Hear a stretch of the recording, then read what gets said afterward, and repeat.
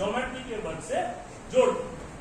अब जैसा कि इसमें वर्ग क्यों बना, जैसे मान लो मेरा एक आयत है, मान लो ये 5 है और ये 6 लेंगे, 5 into 6, तो 5 का मतलब क्या है, मैं इसमें 5 खाने करूंगा, ठीक है। और इधर क्या हो गया मेरे 6, 1 2 3 4 5 और ये सारे इक्वल साइज है, 1 by 1 का ये स्क्वायर हो गया, एक स्क्वायर 2 3 4 इस तरह आप गिन लेना कितने हो जाएंगे 30, 5 into 30। और इसका हम एरिया क्या निकालते हैं 30, अगर ये सेंटीमीटर में है तो सेंटीमीटर स्क्वायर। तो बच्चों को बताइए ये वर्ग जो है, ये ज्योमेट्री का वर्ग, ये क्या है, ये चीज है, कितने वर्ग है इसके, कितने वर्ग है 30।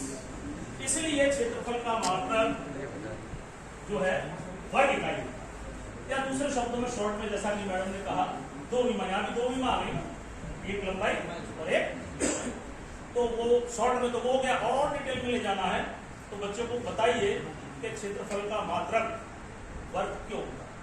तो भी किसी भी आकृति को ले लीजिए, चाहे वो त्रिभुज हो, चतुर्भुज, पंचभुज, कुछ भी हो, चाहे मैथ में इरेगुलर फिगर्स ही क्यों ना हो, अगर उनका आपको एक्सेप्ट एरिया निकालना है तो छोटे छोटे वर्गों में तोड़ना होगा। जितने छोटे छोटे, जैसा कि अभी बताया था सर्कल को, जितने छोटे छोटे सर्कल के पार्ट कर देंगे उतना ही एरिया एक्यूरेट होगा। इसी प्रकार अगर मान लो कोई हमारे पास इरेगुलर फिगर है, मान लो ऐसी इस तरह की फिगर है, क्षेत्रफल तो भाई इसका भी निकलेगा लेकिन इसका एक्यूरेट नहीं निकलेगा। ये तो जुगाड़ लगाइए वैसे इस तरह से करके करके उसको छोटे छोटे इस तरह से जितना ऊपर लोगे इस पर बना लोगे, एक अप्रोक्सीमेट इसका एरिया निकलेगा। अगर आपको बताऊं इसमें एक इंस्ट्रूमेंट है जियो बोर्ड। ये जियो बोर्ड का उद्देश्य यही है, अगर आप देख पा रहे होंगे तो इसमें छोटे छोटे स्क्वायर बने हुए हैं। ये स्क्वायर जो मैंने बताया वो वही चीज बताने के लिए इस इंस्ट्रूमेंट को किट में दिया गया है। अगर आपको एरिया निकालना है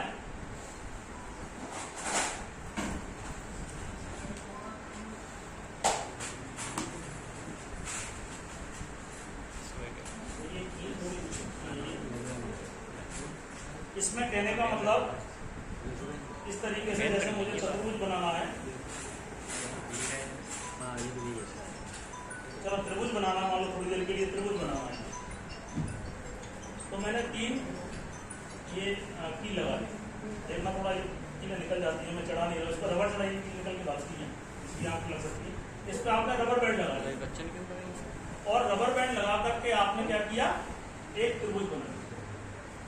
अब ये ट्रायंगल मुझे नहीं पता कैसा है, इक्विलेटरल ट्रायंगल का मेरे पास फॉर्मूला है, जिसका आधार और लंब पता है, उसका मैं निकालना जानता हूं। तीनों भुजाएं पता है मुझे हीरोज फॉर्मूले से, उसे निकालना जानता हूं।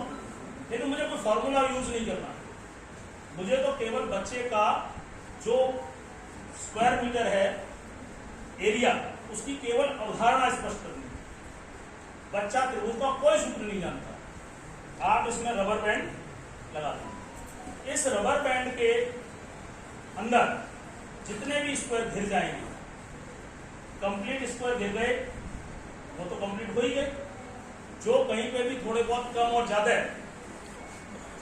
रह गए तो उसके लिए इसमें फॉर्मूला दिया है कि अगर आधे से कम गिर रहा है तो उसे आप छोड़ दो, आधे से ज्यादा गिर रहा है उसे पूरा ले लो। और इसका एरिया जो है वो very very near to accurate निकलेगा, 100% एक्यूरेट नहीं निकलेगा, 100% एक्यूरेट नहीं निकलेगा, लेकिन वेरी वेरी नियरली इक्वल निकलेगा। तो इस जियो बोर्ड से आप बिना नापे आप तमाम आकृतियां बना सकते हैं, ट्रायंगल बना सकते हैं, रेक्टेंगल बना सकते हैं, स्क्वायर बना सकते हैं, पंचभुज, षटभुज, और केवल रबर बैंड लगा करके उस बच्चों को दे दीजिए तो बच्चों इसके स्क्वायर गिनिए और मुझे बताइए कि इसका एरिया कितना। फिर आप उसको मैनुअल, मान लो थोड़ी देर के लिए आपने इक्विलेटरल ट्रायंगल लिया, फिर आपका जो फॉर्मूला है इक्विलेटरल ट्रायंगल का, या मान लो तीनों भुजाएं इसकी पता है, तो हीरोज फॉर्मूले से आप बच्चे को कॉपी पे निकलवाइए। बच्चे ने कुछ उसका निकाला, अब उस बच्चे से कहिए कि बेटा इस रबर बैंड में घिरे हुए स्क्वायरों को आप गिनो, और क्या आपने जो कैलकुलेट किया है क्या इससे मैच खा रहा है। इफ यस, तो कहीं ना कहीं उस बच्चे को दिमाग में क्षेत्रफल क्या होता है, अभी आपने केवल क्षेत्रफल की उसको संकल्पना क्षेत्रफल होता क्या है हमने कह तो दिया कि क्षेत्रफल क्या है, तो सभी भुजाओं से बंद आकृति और घिरा हुआ क्षेत्रफल है, कह दिया, मान लिया, हमने भी मान लिया, सीख लिया। लेकिन जब जियो बोर्ड से उसको रबर बैंड से घेर करके उसको दोगे क्षेत्रफल और उससे कहोगे बेटा गिन, जितने भी स्क्वायर कंप्लीट है उसे पूरा गिन, जो आधे से ज्यादा है उसे पूरा गिन, जो आधे से कम है उसे छोड़,